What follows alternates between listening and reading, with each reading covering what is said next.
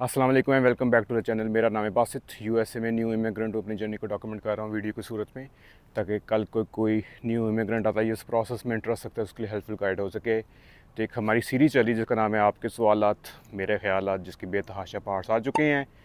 तो अगर आपको इस वीडियो में आपके सवाल का जवाब नहीं मिलता तो पहले उन वीडियोज़ को जाकर देख लें। फिर भी नहीं मिलता, इस वीडियो को देखें, इसमें नहीं मिलता तो कमेंट सेक्शन में लिखें, इंशाल्लाह आने वाली वीडियो में उसको एड्रेस कर लेंगे। तो आज की वीडियो में हम आपके सवाल को कवर करेंगे। तो हमने रेड बुल रेसिंग की क्या पहनी हुई है, रेस वीक है। अगर फार्मूला वन आप नहीं देखते तो देख लें, काम की चीज़ है। तो कहीं बैठने की जगह ढूंढते हैं, गर्मी बहुत पड़ रही है। लाहौर की यादें जो है ना ताज़ा हुई हैं कैलिफोर्निया के अंदर। तो बैठ के आपसे बातें करते हैं।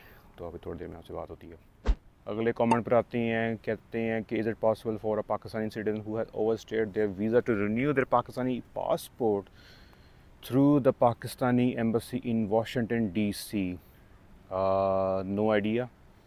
आई would say either seek professional legal advice, या पाकिस्तानी एम्बेसी की वेबसाइट चेक कर लें, या ChatGPT को पूछ लें।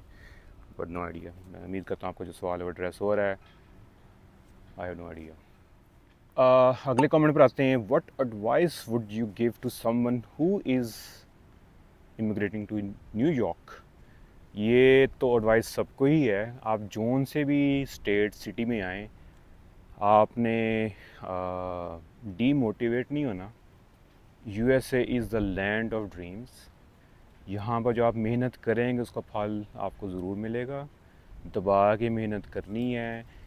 और जॉब से स्टार्ट अगर आपने किया है तो और जॉब्स में नहीं फंस के रहना। और jobs is just a stepping stone. जो होती हैं सीढ़ियाँ होती हैं, सीढ़ियों का एक पहला स्टेप होता है, वो स्टेप है। अगर आपका प्रीवियस पढ़ाई आप करके आए हैं, नहीं करके आए, तो मेक श्योर कि आप फ्यूचर देख रहे हो। अगर आप और जॉब्स में आके आपने कहा ये कंफर्ट जोन है, मुझे तो 2000 2500 मिल रहा है, फिर आपने एक ऐसा गलत फ़ैसला ले लिया कि जो आप 10 15 20 सालों पछताएंगे। तो अगर आप USA आ रहे हैं, मेक श्योर बड़े ख्वाब सोचें। USA ऐसा एक मुल्क है जो बड़े ख्वाबों को सपोर्ट करता है। तो सबसे पहले ड्राइविंग लाइसेंस लें, बैंक अकाउंट खुलवाएं, मेक श्योर क्रेडिट कार्ड जो सिस्टम है उसको समझें। Be a very responsible person. Laws को फॉलो करें, जो पुट्ठे मशवरे दें उनकी बातें नहीं सुननी, लॉज को फॉलो करें। B a very good citizen, tax को पे करना है। B a very good character person in USA। मेहनत करें। शुरू में अगर आपकी एज कम है, डबल अगर आपको अलाउ करता है आपकी रेगुलेशन, मुझे नहीं पता कौन सी वीज़ा पर आ रहे हैं, पता लगा स्टूडेंट हो, तो अगर आपको लीगल अथॉरिटी है टू वर्क मल्टीपल जॉब्स, वो जवानी के वक्त यूज़ करें। डबल जॉब्स करें, पैसे जमा करें, स्कूल जाएं, पढ़ाई करें, make a career, work in the corporate world.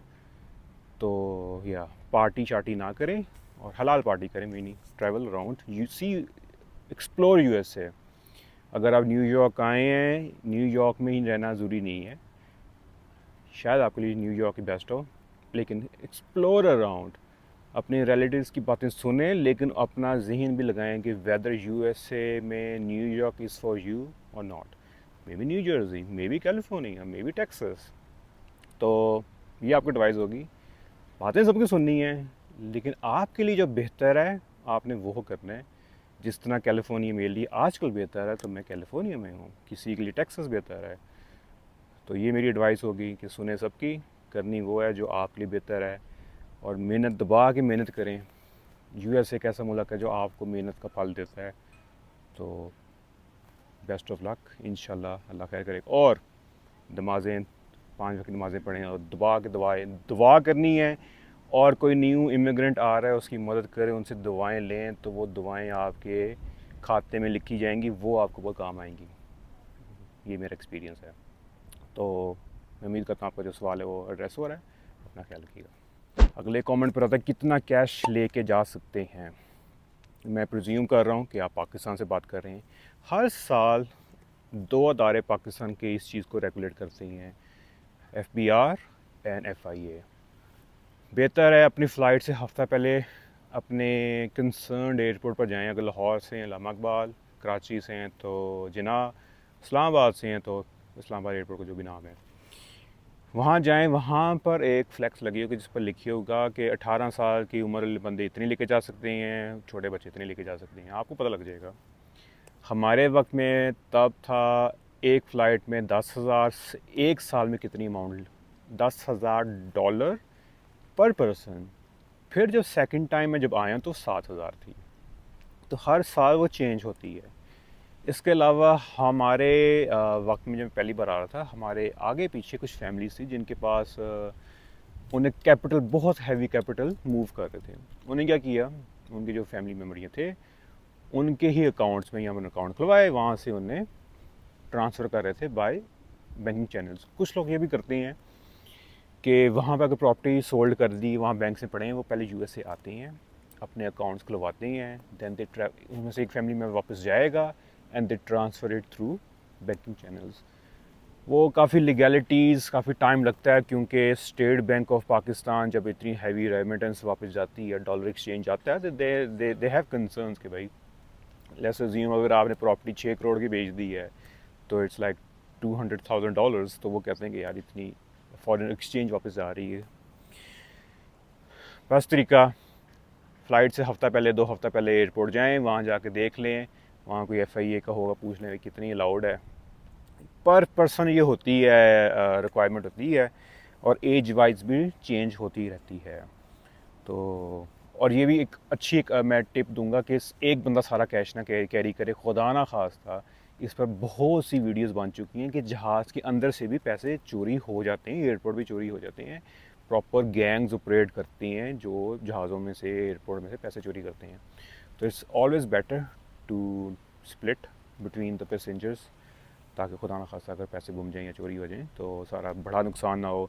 Gold भी इसी तरह होता है, जो आपका होता ना हैंड कैरी हो जाए या आपका क्रॉस बॉडी बैग हो, तो उसमें इस तरह की चीज़ रखें ताकि आप सो रहे हैं, आपके पास हो, आप ऊपर कैबन बैग्स में इस तरह की चीज़ें ना रखा करें, क्योंकि आप गोल्ड लेके जा रहे हैं, अगर आप पूरी F4 कैटेगरी में जा रहे हैं या कैश है रिस्क ना लें।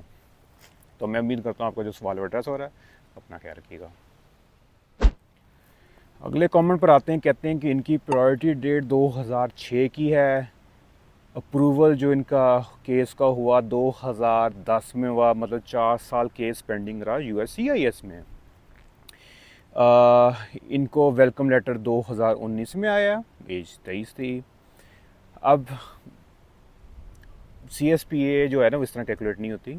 CSPA किस तरह कैलकुलेट होती है कि आपकी एज, डेट ऑफ बर्थ हो गई, वहाँ से चलती जा रही है, वो जहाँ की रुकती है कि जब आपकी 2006 की प्रायोरिटी डेट जिस महीने की वीज़ा बुलेटिन में करंट हो गई है, करंट का मतलब हो गया कि वो कट ऑफ के टाइम में वहाँ पर आ गई है, उसमें से आपने 4 साल निकाल देने हैं। हमारे वक्त में 2019 में हमारा हुआ था इंटरव्यू, तो इंटरव्यू से 1 महीना पहले हमें एम्बेसी ने कॉल की, हम 3 भाई, उन्हें कॉल करके बताया कि आपके 2 भाइयों का एज आउट हो गया है, एक बंदा क्वालिफाई करता है CSP में, दैट वाज मी। तो आपका जो सवाल है, आप पूछना चाहते हैं कि क्या आपके जो सिबलिंग्स हैं उसमें कौन कौन क्वालिफाई करता है। नंबर 1, अभी तो पहले आप सर्च करें कि हाउ टू कैलकुलेट CSPA। वैसे तो एक वीडियो है यहाँ पर, वो वीडियो जाकर देख लें, उसमें पूरा एक्सप्लेन कर रहा हूँ कि CSPA में किस तरह कैलकुलेट होता है। मैंने किया, मेरा केस क्या था CSPA का, तो वो वीडियो देख लें, गूगल सर्च करें, ChatGPT पर लिख लें। एंड नंबर 2, अगर अब तक आपको एम्बेसी ने डिस्क्वालीफाई नहीं किया, अगर आपका लेटर में नाम आ रहा है, अगर आपको व्हील केयर जो आपका मेडिकल सेंटर उसने डिस्क्वालीफाई नहीं किया, it's a good sign. And thirdly, अगर या आप खुद भी पूछ सकते हैं उनसे, it's a risky move, it's up to you. लेकिन जो आपने जो किया है कि मेरा ख्याल है आपने जो कैलकुलेशन की है वेलकम लेटर का ताल्लुक CSPA से कोई नहीं होता। आपकी डेट ऑफ बर्थ इस लगातार चल रही है, उसका कट ऑफ टाइम तब आता है जब आपकी priority date visa bulletin current हो जाए, और वो 4 साल आपने निकालने होते हैं जो आपकी पिटीशन पेंडिंग होती है USCIS। तो ये 3 आपको जो चीज़ें बताई हैं ये खुद बैठ के कैलकुलेट कर लें, आपको आपके सवाल का जवाब मिल जाएगा। तो मैं उम्मीद करता हूँ आपका सवाल पर एड्रेस हो रहा है। Take care. तो हम अगले कमेंट पर आते हैं। ये यूज़र नेम है और ये पिक्चर मैंने कई बार देखी है। He is a very regular user जो कमेंट करते हैं। तो पहली बात शुक्रिया कमेंट करने के लिए, दुआ के लिए। तो इनका कुछ अर्सा पहले इंटरव्यू हुआ है 221G मिल चुका है। आपने सारी वीडियोस देखी, मेरे पर लग गया, क्योंकि one of the core requirements of the US embassy is कि आपने अपने जो है ना अपने भी और पटिशनर के ओरिजिनल डॉक्यूमेंट्स दिखाने होते हैं। और लोग यही कंफ्यूज होते हैं कि आप ओरिजिनल डॉक्यूमेंट्स कैसे दिखा सकते हैं, क्योंकि जिस तरह US पासपोर्ट है, सर्टन डॉक्यूमेंट्स की कलर कॉपी चल जाती है, लेकिन बाकी जिस तरह होता है birth certificate, marriage certificate and so on, वो आप ओरिजिनल दिखा सकते हैं थ्रू FedEx या DHL मंगवाते हैं, जैसे हमने मंगवाए थे। तो अब आपने ये करना है, जैसे आपने भी लिखा हुआ है कि आपने अपनी स्पाउस को कहा कि वो आप मेल करें। Is it a good news? नहीं, ये ना ही गुड न्यूज़ है ना ही बैड न्यूज़ है, क्योंकि अभी वो सिंपल अपना प्रोसीजर फॉलो कर रहे हैं। उनने इंटरव्यू किया, वो डॉक्यूमेंट्स मिसिंग थे, उन्होंने कहा कि ये डॉक्यूमेंट्स ओरिजिनल हमने देखे नहीं हैं, अभी हमें डॉक्यूमेंट चाहिए। वो डॉक्यूमेंट्स आएंगे, they will run through the process, if they need more information they will ask for it. तो अभी परेशान होने की बात नहीं है, लेकिन मैं ये बात मैं हर किसी को कहता हूँ कि if your case is genuine valid, आपके डॉक्यूमेंट ठीक हैं, कभी परेशान ना हो। यस, US एम्बेसी का प्रोसेस जो है इस्लामाबाद का हो गया, या इट्सेल्फ बहुत कह लें हार्श है, डिलेज़ हैं, लेकिन खैर क्या होता है, हमेशा टाइम लगता है लेकिन हो जाता है।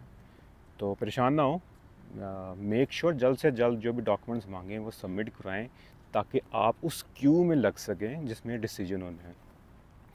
तो बाकी बेस्ट ऑफ लक, अल्लाह करे आपका जो काम है जल्द से जल्द हो जाए और फिर आप USA अपने स्पाउस के साथ अपनी लाइफ कंटिन्यू कर सकें। तो मैं उम्मीद करता हूँ आपका जो कमेंट है वो एड्रेस हुआ है। तो अपना ख्याल रखिएगा। तो मैं उम्मीद करता हूँ आप लोगों को आज की वीडियो पसंद आई। वीडियो पसंद है, hit the like button, channel को सब्सक्राइब करें, hit the notification bell icon. यहाँ पर इंस्टाग्राम मेरा पेज आ रहा है जिसको फॉलो मस्ट है, जिसके अंदर मैं लाइफ इन USA दिखा रहा हूँ, क्योंकि ज़्यादा इंस्टेंट अपडेट्स होती हैं एज़ कम्पेयर टू यूट्यूब। तो वहाँ जाके फॉलो करें। तो ज़िंदगी रही तो इंशाल्लाह आपसे मुलाकात होगी अगली वीडियो में। तब तक मेरी इजाज़त दें, अपना ख्याल रखिएगा। अभी मैंने नोटिस किया कि ब्लू एंड रेड और मेरी शर्ट मैच हो रही है, नाइस कॉम्बिनेशन हो गया। तो टेक केयर, अल्लाह हाफिज़, बाय बाय, पीस आउट।